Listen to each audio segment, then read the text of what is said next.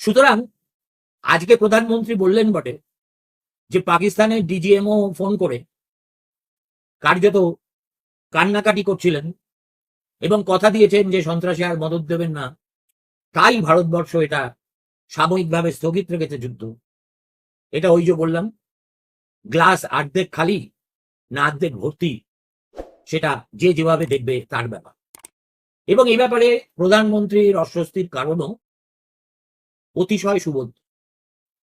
এটা যদি সৌদি আরব হতো, ইরান হতো, সুদান হতো, গুয়াতেমালা হতো, ব্রাজিল হতো, তাহলে নরেন্দ্র মোদী গ্রাহ্যই করতেন না।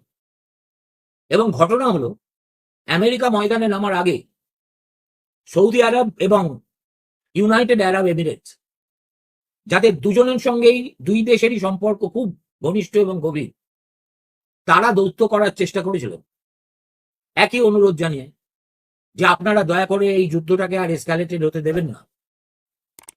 নরেন্দ্র মোদী ফুৎকারে উড়িয়ে দিয়েছিল। আমেরিকা নাক গলিয়ে দ্বিপাক্ষিক স্তরে প্রত্যেকের সঙ্গে কথাবার্তা বলে একটা প্যাচওয়ার্ক তৈরি করার পর পরিষ্কার পাকিস্তানকে বলা হয়েছিল যে India will not take the initiative, phone আগে তোমাদেরই করতে হবে। সুতরাং এর যে কাউন্টার ভার্সন, সেটা হলো পাকিস্তানের ডিজিএমও টেলিফোন করেছে আন্ডার ডিউরেস ফ্রম ইউনাইটেড স্টেটস। আর চীনকে সম্পূর্ণ অন্ধকারে রেখে পাকিস্তান এ কাজ করে ফেলায় বেদম খচেছে বেজিং রাওয়ালপিন্ডির উপর।